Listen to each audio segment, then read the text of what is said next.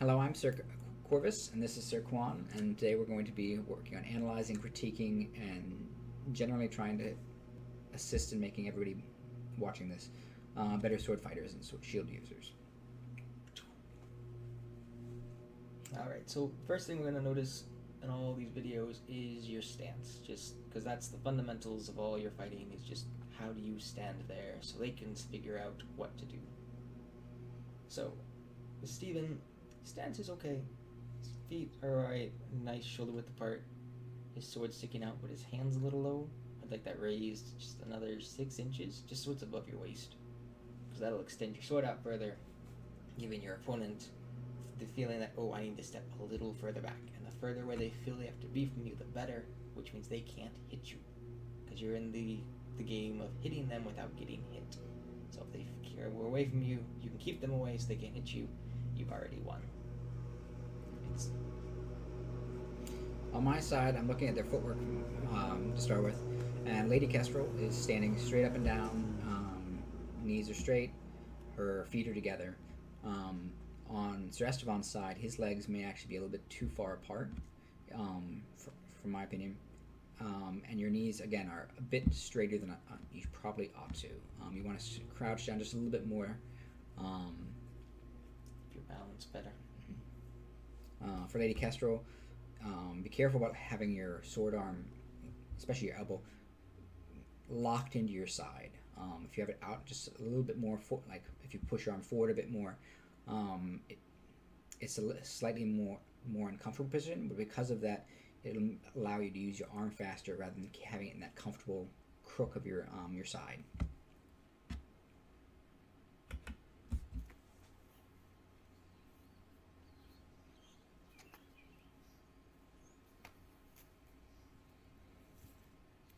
Alright, pausing it here for a second.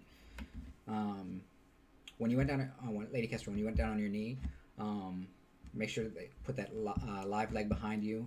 As it is now, it's probably the largest target on your entire body, because it's in front of your chest. It's also in front of your dead leg, and your sword arm looks like, from my perspective right here, actually looks like it might actually be behind your leg, giving Estivan the perfect opportunity to take out the other leg as well.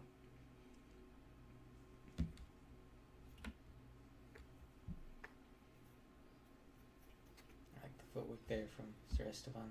Knees are bent more. It's just moving back and forth, playing in and out of range, trying to get it to do something. Oop. There it is. There's the knee. Nice little beat and into the knee.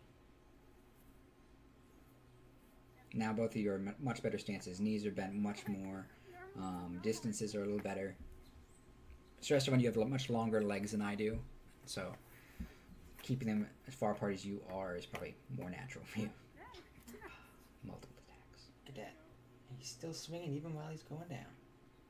You don't need to pause just to go down on a knee. You can still keep the fight going. Mm-hmm.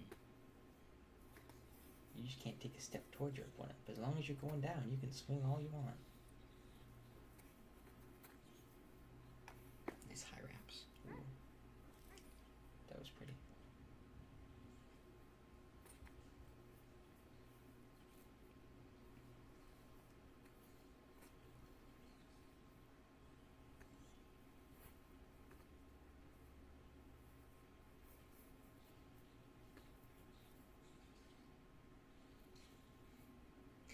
Both of you have a tendency to face your opponents, which means that rather than having a profile view, your opponent is seeing all of your chest and your other shoulder as well.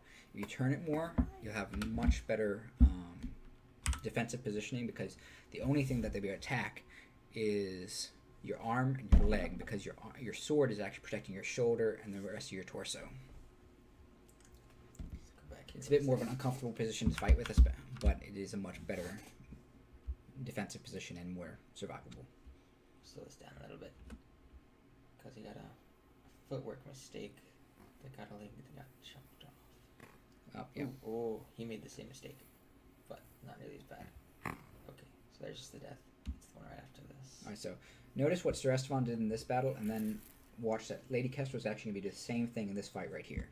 And then we'll stop, and if you guys see it, kudos to you.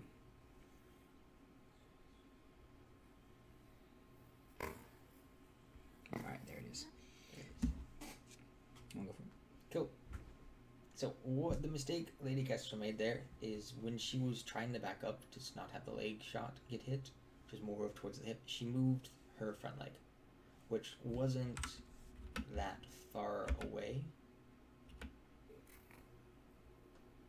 Like, where is it? This is still the other one. Yep. So, Okay. but it happened right there as well. Yeah, it happened there. Where you moved the front foot, before they moved the back foot, which you want to do it the other way. You want to move your back foot, which moves your torso and your body out of the way, and then moves your front foot right after that, so you can switch the weight. Because if you compare the two, if you lose your leg, the fight continues. But right here, her torso didn't move, therefore she lost. She had the gut shot, which ends the fight immediately because she's died. Yeah, but if she moved to the back leg, then her torso would have followed that back leg. Yeah. Because he only hit it by like an inch, and those 4 inches she would have gotten moving the back leg would have saved her, and she'd have still been alive. Even if she lost a leg. Even if she lost a leg, even if you went, okay, I missed, let me recovering at the leg. That's fine. You're just down a leg. You still might win. All right, so form here. From here. Again, both of you seem to be holding that comfortable elbow at the side, ready position, which as long as you're aware of it, when you're using a sword and board, it's not that big of a deal. I would recommend against it, however, still. And both of you are pretty lock-kneed right now.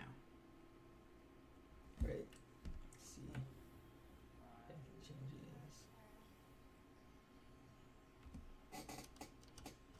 It's a slow start. Oh, it's also still down. Okay. Nothing changes. Cool. Okay. Alright, so, Estivan, it's okay. Your sword's kind of straight up and down. I'd love that to get tilted a little just to block your sword side shoulder there. Don't get into the habit of leaning your weapon against your shoulder. Yeah. Don't hold it there, but kind of extend it out a little bit, move it over, sort of like you can almost look in between it, because that'll block everything on the shoulder side. Lady Kestrel, raise your sword more, because your big defense for that shoulder is too low, and you now have to fight against gravity to lift it up and then block it, versus having it there to begin with. Unless you move it over, but then you're kind of blocking your arm unless you're going for some sort of a dark side slap, which fighting with your back leg or your sword arm back doesn't, you kind of lose the distance to make that work. Mm-hmm. You'd swap your feet, then you're fine. Yeah, you block it. Your foot's already there. Slap it in, hit him in the hip, kill him. Yeah, and this would be one of the big areas of contention between Quon and my fighting styles.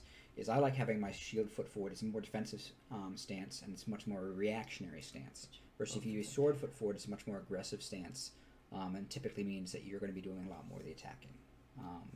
Yeah, it gives you a solid 10 inches more range. Mm-hmm. There's more you can do offensively, and since you have a fun shield like they both have, you can easily move that shield to block all the stuff that with the strap you couldn't. That we have more difficulty blocking if you didn't have your shield leg forward. And that's also going to depend a lot on the type of shield you're using. Using punches like this, I would definitely recommend that you use your sword foot forward a bit more, which means you're going to have to push your shield a little bit farther away from your body. I use a kite a lot of times, which means that I can put my shield foot forward and just put that entire leg behind it. And that's my preferred method of fighting. But in this case, I definitely recommend the sword foot forward. Switched it. Yeah, but he switched it, but he also kept his knee in front of his shield. So again, when you do that, you may have to push your your shield arm a little bit farther away from your body. Lots of... Ooh, that was nice.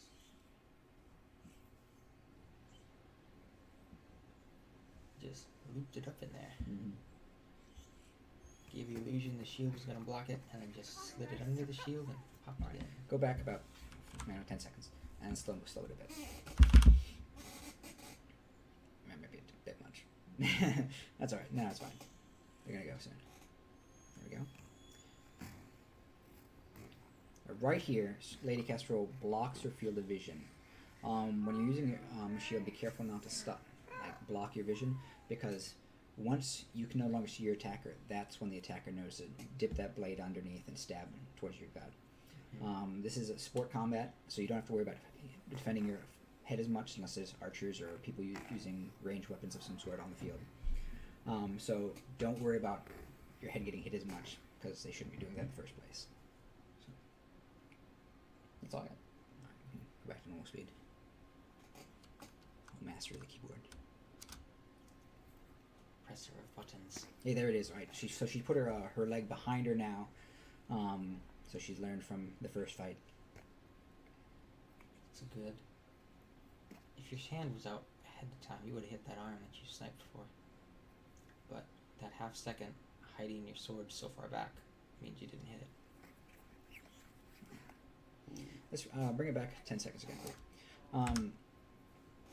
Those most of you who were watching, been paying attention to what we would say, heard us talking about how his leg is too far forward. In this case, he's doing this intentionally. It's an invitation where he's waiting for her to swing towards it so that he can use it as an opportunity to make an attack on it for himself. And actually does it quite well. Just a little bit there he steps forward. Beating her into it. Tries it again.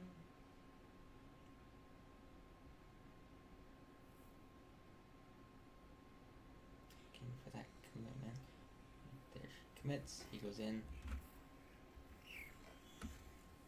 Ooh. That arm. Ooh, that stab. And I like that. Yeah. So, for you, Lady Kestrel, he threw two of the exact same shots. Your first shield movement blocked it. I'd have just kept your shield there, because you went from there to then switching to maybe the sword's going to block it. If it's there, just let your shield block it, and let your sword do whatever counters you need underneath your shield, since it had to be so high because of the cross he was throwing. Mm-hmm. I could have freed up your sword to hit something, maybe even smacked his leg. But instead, you went, and then you switched, which then made your sword unusable, because now your shield is now sitting there waiting to do the job it's supposed to do, which is block its sword. So you've switched your weapons there, which shouldn't have been done. And on that note, don't continue attacking the same location. If you keep attacking the same location, A, the outcome's not going to be much different, and B, especially if you're fighting a reactionary fighter like myself, if I see the attack come in more than like twice, the third swing you're probably losing that arm because I'm cutting it off. Mm-hmm. I'm going to block, and my other arm's coming up right underneath my shield, right for your elbow or your forearm. So be very careful about repeat attacks to the same location. Yeah. It's okay to swing for the location and then sort of fake another one there to get him to do something. Mm-hmm. But if you're just going to keep swinging the same spot, you're going to lose the arm, and you're just wasting energy. A one-armed swordsman is much less dangerous than a one-legged swordsman. Just remember that.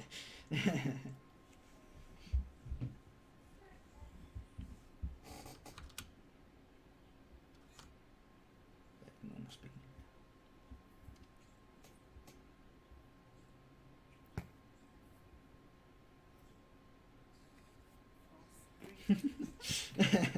Got lazy. A little bit lazy there. Nope. And good kill. Another dead Estivan. Another record books. He was almost a Simon though there. It was very close. But like, he hit his arm and he just kept... I definitely give it to Lady Kestrel, Lady Kestrel, just because he was lazy for that stab. Lady Kestrel. Lady Kestrel. Yeah. Nice. Alright, in this case, it's an invitation towards his sword arm. He's leaning over his shield, giving her a better option than the shoulder, which I would highly recommend do not use that type of an invitation, because if they are faster than you, you've died. So yeah. That shoulder shot will finish you off. And you're limiting yourself on what you can throw, because you're leaning so far. That being said, it is an invitation, and there are various ways you could counter it and make it work to your favor. But I would recommend avoiding the shoulder invitations. Interesting. He shows his shield with just like a little angle, but not like in. It's like opposite way, which is odd. Like the palm up. Peculiar. Go there. Oh, okay. That's not good. All right, that's. We gotta talk about that floor Florentine there. Florentine is not my expertise, so a lot of the critique on this will definitely come from Let's Sir slow Quon. this down. Okay. So basic Florentine is your left sword strikes your left side, the right sword strikes the right side. So that was okay. You made a nice strike for that arm, played it safe. But here we go. This cross here. If you're gonna fake the cross, that's fine, but you're fully committing. So I would fake the cross to get him to throw his counter, and then your other sword goes pow into that arm. But you're fully crossing, which means your other sword is either gonna get tangled up in your arms, and now you're gonna have that half second where you gotta untangle him just to get back to guard if he misses, or he's gonna hit your arm, and now you're down a weapon. A better option in this case would be the fake the shield shot, the cross shot. When that sword swing comes in, block with your other arm, and then take out his leg with the fake. And when you're faking, you're not moving your hand over. Your hand's actually still staying straight. You're just angling your wrist. So the sword moves that direction, so they think you're going to fly it in, when in reality you're just dipping your sword. And again, watch tucking, especially when you're using two swords. Don't tuck both elbows at your sides. Yeah. That'll just make them want to step a little closer to you, and you want to stay at your distance. You want to be full range, just noodly arms. Noodly. Fight at range. Just big old noodly arms. But he didn't hit you, so you got lucky. Okay, that was nice. Oh. Gotta make sure that you block it over there. And then it's just charge in. You gotta make sure that your other arm there blocks the sword, so when you were kind of going in for the stab, make sure you move that other sword in there to block whatever counter he has for it without extending it. So this is where you can actually tighten up a little bit. So you can tighten it up so your arm is closer to your body, but angle your sword out so it's still defending that arm, so it's kind of running parallel with it. Because then he wouldn't have hit your arm there, and you've a good chance you would have either hit his arm, great, or if not, that's fine. You just reset and just go again. Yeah. But that was good. Quite enjoyable watch. Yes. Thank you, Sir Estivan and Lady Kestrel, for sending these videos to Sir Quon and myself. Major takeaways for myself: watch your footwork, keeping the proper distancing and legs bent. Practice those wrap shots a bit more. If you get some better wrap shots in there, 9 times out of 10 you'll have a better. You probably end up getting the kill, especially against an opponent who's not used to or can't use wrap shots as well as you can. And then third takeaway for myself, gloves. If you want to stay in the game for years and years to come, protecting your hands and your knuckles especially is going to definitely improve your chances of having a long, successful career in Stronghold. Arthritis in your hands is not a fun thing. Mm-hmm. So for Lady Kestrel, for you, movement, don't be stiff as a board and stand there. Make sure you move when he steps in, make sure you're stepping back. Try to keep that even flow. So this way you're only letting him in when you're ready and have an idea of what he's going to do, so you can then react to him.